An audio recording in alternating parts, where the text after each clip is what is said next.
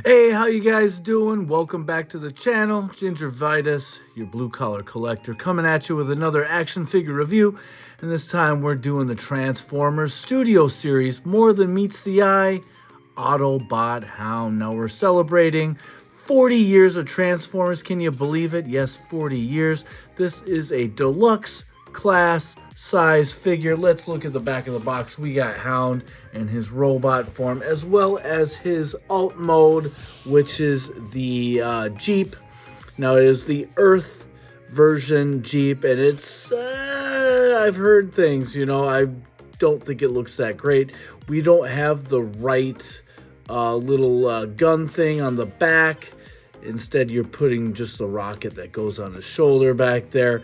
Also, we don't get any car seats, which we got with the last offering. I think it was in that big 5-pack, which is really expensive. But at least they got the right guns right in for his robot form, which is, how I display my Transformers.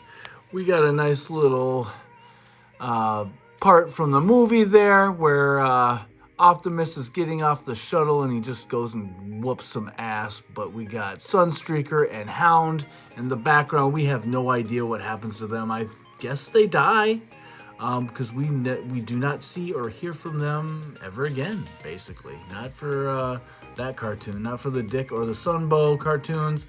Very brief right up here. Autobot Hound prepares to take on the Decepticons. Yes, he does. And he gets thwarted. Nice little piece of artwork on the side here. Autobot Hound. We got all the details there. Nice looking art, though, I must say. Very close to the G1 versions or the cartoon version. We got him in the window here. Apparently, he is 13 steps to transform, which sounds like it's going to be pretty easy. Here is that barcode.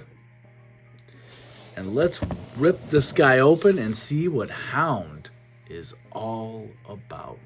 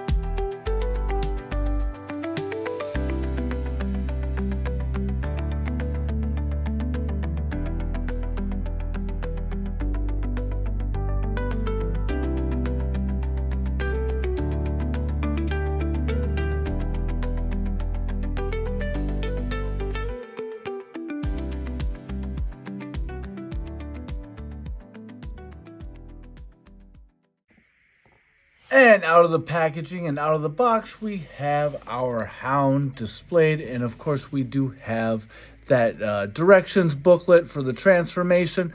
We'll get into the transformation a little bit later, but for now, let's talk about this guy in his robot form. I'm not totally disappointed. I've heard a lot of people saying that they don't like this figure. But there are some bad things about it, like this back end here. Look at how it's all hollow back there. I think they could have done better. Maybe even had this like in the cartoon, if you look at like his backside, he has this window kind of down covering that. I would have liked it if they could have pulled that off, because that just looks really bad. You got a lot of gaps down here. Doesn't look too horrible though. Once you get to the front, he looks pretty nice.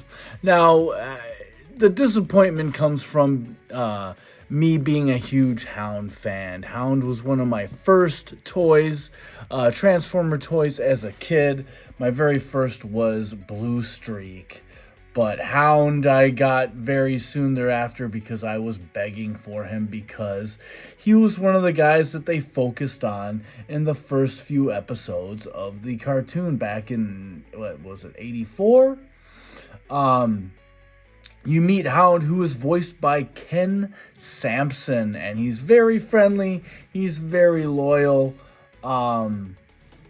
brave, fearless. He is a tracker and a scout, and he goes on a mission in that first episode with Cliff Jumper, and they go to scout out the area and they try to find and locate the Decepticons, and they do, and Hound gets in a little bit of trouble because Cliff Jumper gets a little overzealous and tries to take out Megatron, so he kind of goes off on his own.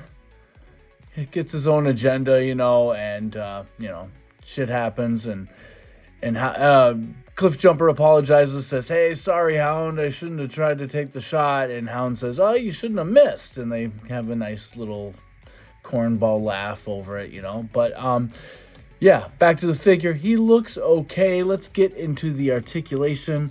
Hound does do the exorcism, or the exorcist. Shoulders go up. We do sort of have that butterfly that pops out like this. Goes round and round. We have the bicep swivel, single jointed elbow, and then we do have a swivel on the fist that goes all the way around. Then you go at the waist twist. You got the hips that kick forward, kick back, and kick off to the side. You do have that single jointed knee. Lots of wheels down there. And then you got that tilt on the ankle.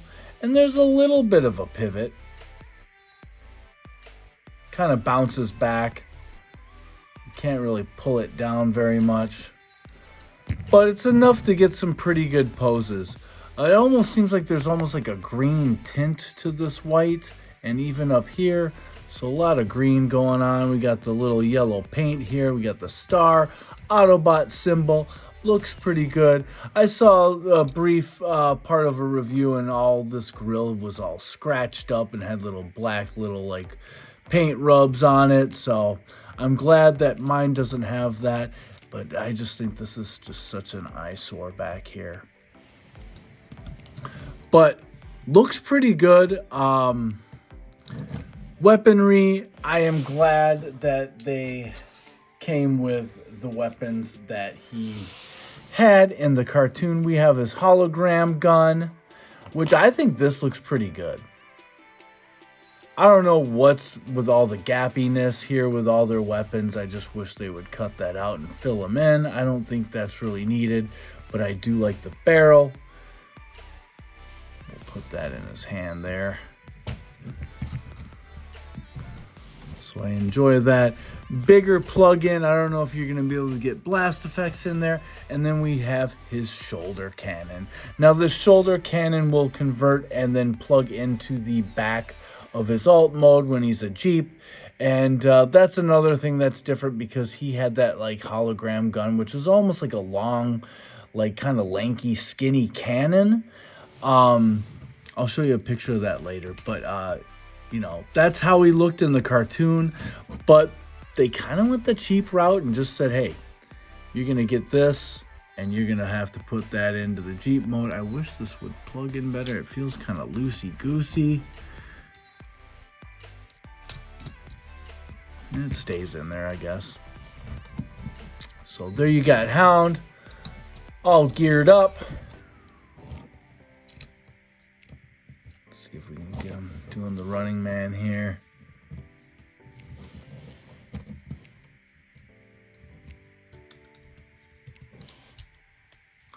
So, yeah, I do like this character a lot. Some other little things about him. He does prefer Earth. He is one of those guys that prefers Earth over Cybertron. The cold metal steel look of Cybertron. He likes the more organic stuff. He is a tracker and a scout, which I probably already said. He has that power where he can make illusions. He projects laser light maps, and he can use that same power for simple illusions. And of course, in episode 1, he's sent out with Cliffjumper to locate the Decepticons. He ends up battling Rumble a couple times, I think once underwater. It would have been cool if you got his little face mask that kind of came down, the little shield for when he's underwater. Battling Rumble. Rumble gets the best of them, but then they kind of have a rematch, and I'll show you a video of that. It's actually pretty good. I like Rumble. I like the way he talks. He just sounds like such a little smart ass little shit. But Hound keeps picking him up and like body slamming him. It's pretty awesome. Let's see here. What else? He's pretty good friends with Mirage. He's pals with Trailbreaker. He's got kind of a special friendship with Spike. Easy, Spike. You almost flooded your engine. Thanks, Hound. The Decepticons into coming to us on our terms. It might just work. What's the hologram of? I've got an idea. I just saw Prime. He told me Teletran 1's located a secret supply of rocket fuel. Where? Not too far from here, about 140 kilometers due west. Then maybe we can go back to Cybertron? Why, there's enough rocket fuel at that base to make 4 trips to Cybertron. Come on, let's tell Ironhide. Make him feel better. But what about Ramage? Don't worry about him. He's not going anywhere.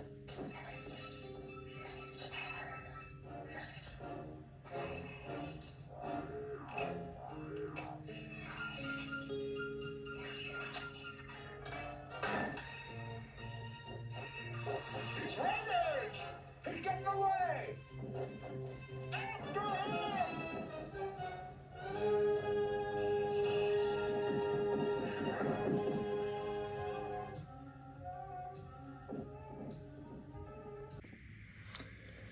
And finally, he used his hologram gun in aiding in the creation of the Dinobots. He scanned images of prehistoric dinosaurs, and this model was used back in the day, the original model, for to make Swindle, the Combaticon, and Detritus, who is like the beige-looking army jeep.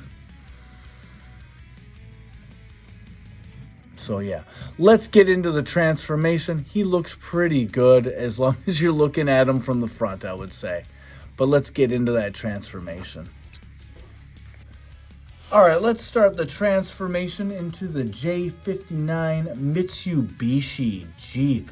We're gonna start out with, what are we gonna start out with? I think we're gonna pull out these tabs here on the butterflies so the arms are kind of tilting back.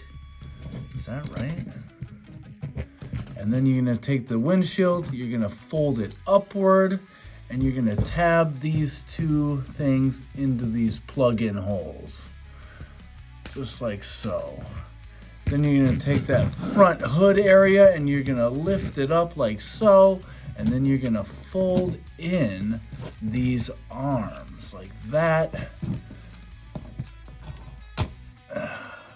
And then I think you're gonna twist the hands like so and kind of press downward on this. So you just kind of want to tuck that stuff in.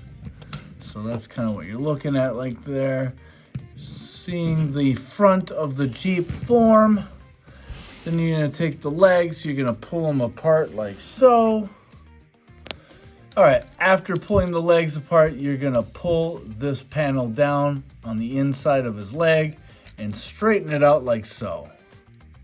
So you're extending that, same thing with the other side. Pull on that tire or that wheel, and then you're gonna unfold it, and then you're gonna press this together so it locks in place like so. Now you can see the body of the Jeep forming. All right, so now you're gonna flip this around like this. Here's the hood, there's the body, and you're just gonna fold this over like that. And some things are gonna take place. You're gonna take this tab right here, and you're gonna put it into this hole like so. I think that's how it works, right? Uh-oh, what's going on here? We'll try this side first. Let's see what happens here. So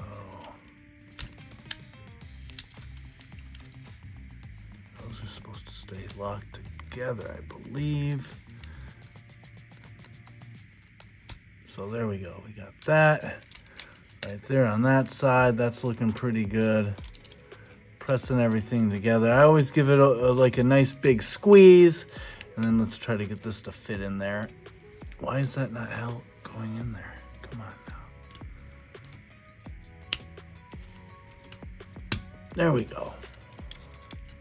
Just need a little muscle power there, right? So you want to make sure this is all staying together. Also, with that, you do have a tab down here, and this hole right there is going to tab into that, so it's stuck in there. So you want to make sure you do that, or else these arms are going to get in the way of the wheels turning, because it's going to just press against the floor. I'm trying to get them plugged in there. There we go. Boom. See if we can get it here too. Yeah, all right. So we're all good there. So looking pretty good. And then you just take these two panels here, which are the toes of his feet, and you're just gonna fold them inward. And there we go. I think that is all we got. Not looking too bad. It looks like instead of 2 seats, you got 3 seats, but it doesn't even look like they're like really seats. I don't know, dude. I just, I feel like this area could have been done way better. The backside looks absolutely like shit. From the side, I guess it looks okay. The front is probably the best view you're gonna get. We can take those weapons, the hologram gun, plug it in here. You take the little shoulder missile launcher, plug it in here, and there you have it. I really do wish, though, we got that big, long kind of cannon, and it would pivot up and, you know, like, you know, and I hear that we're getting a Studio Series 1984. I mean, you didn't get to see much of Hound in the movie, so maybe they're going to do it up and do a better version of Hound for the Studio Series 84. So I don't know if you guys all are patient and want to wait for this 84 series, because I'm sure they're going to be having a lot. We'll probably get a new Optimus, a new Megatron, new Seeker, Soundwave, all that stuff. All these guys, I'm sure they're just going to remake. So, but I do not like this. Oh my God. It just looks dreadful. Not to sound all snotty and like stuck up, but it looks shitty. So there is some good and some bad to this Hound figure. And if you want, you can fast forward through this part, but I'm going to transform him back to his robot form. It's pretty easy. You're just going to pull these panels out like so. And then fold it back the way you folded it in before. There's those legs. You're gonna do that. Oh, what's going on here? Come on. Fold this back in like so. And then you're gonna fold down the toes. There's his feet. Bring out these arms again. All the way back. Fold down that front end. Bring down that back window. And then get those arms right. And there you have it. So very easy. Come on, lock in there. And then, of course, we'll do this. Now, I still don't like this cannon. I just wish it would go in deeper. I don't know if I'm just not pressing hard enough. It just feels wiggly and...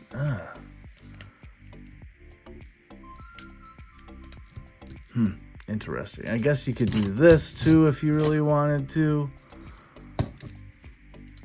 but that just doesn't look right. So, and you also got this, so you can kind of do, he's firing a missile launcher off of his wrist.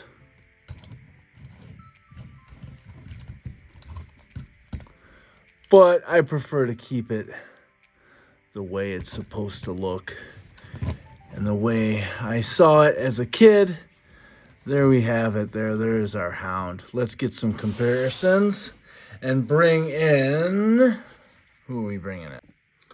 All right, here we have our two Hounds. Now, the one on the right is the older version. It is the War for Cybertron figure, and this is actually the like Cybertronian Jeep mode when he goes into his alt mode. Much darker green, looks a lot more rugged, I would say, but it's basically the same mold and same transformation process.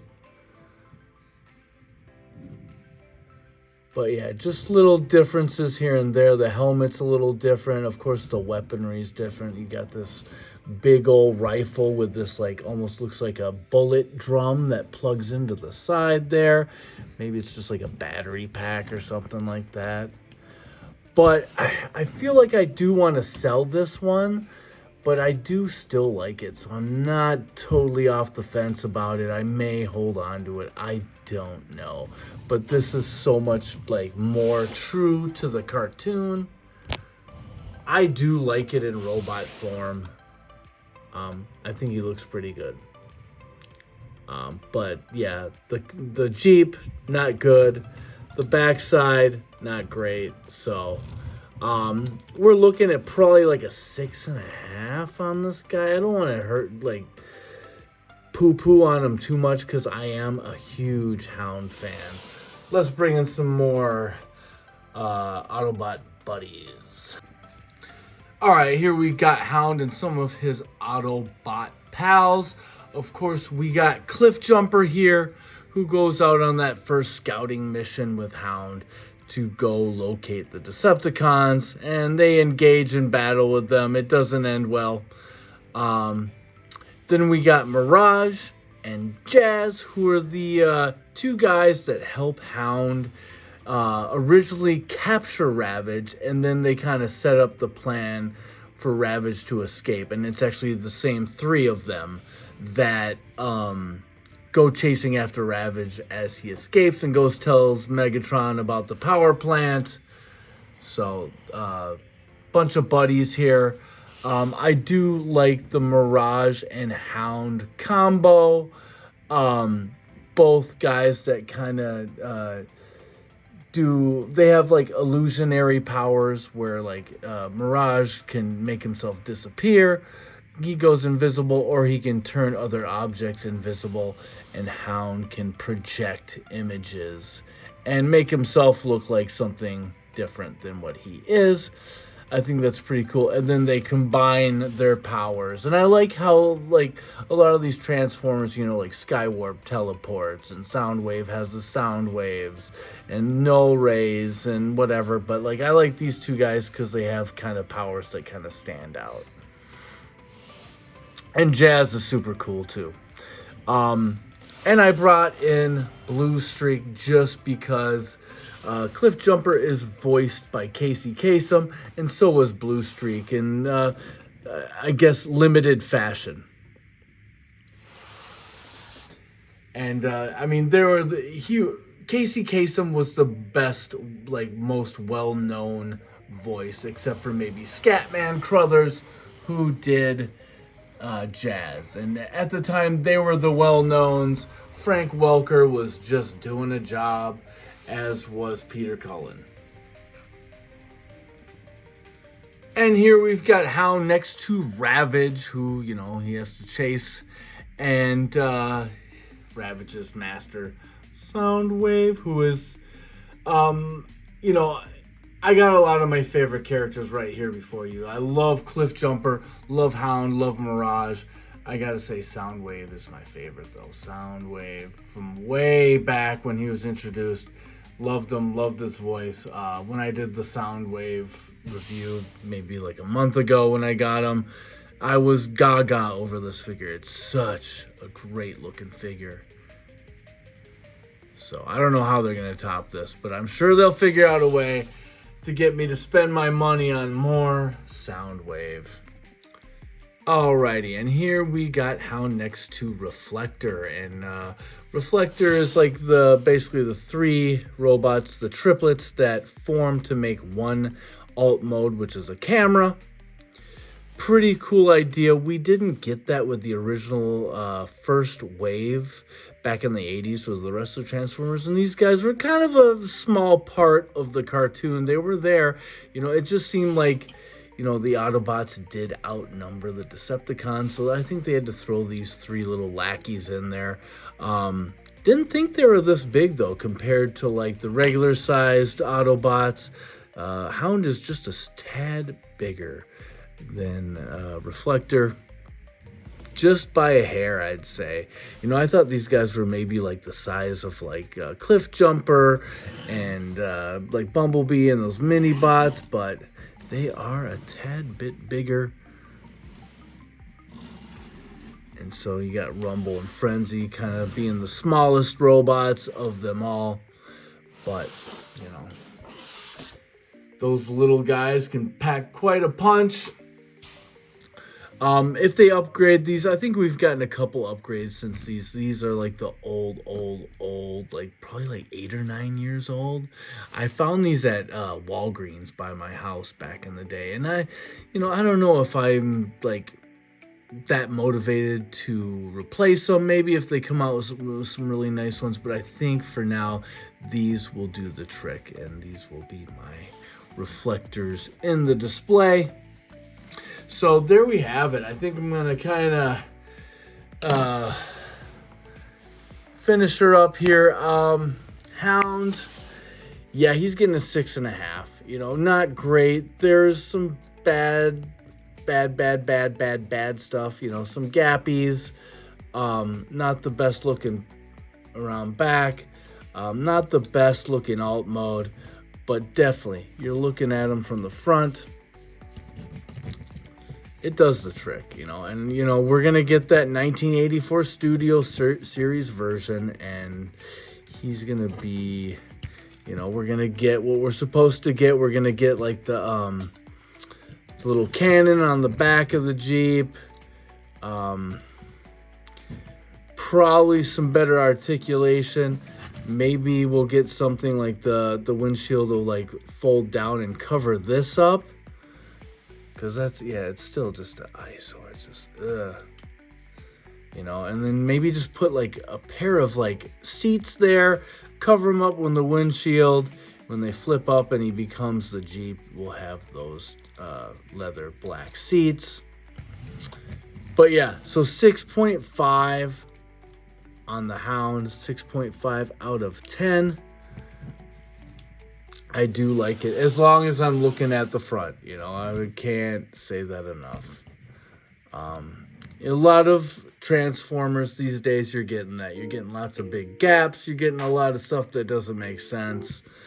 But, this guy looks like he makes sense as long as you're looking at him from the front. So, yeah, that's it, guys. I hope you enjoyed this review.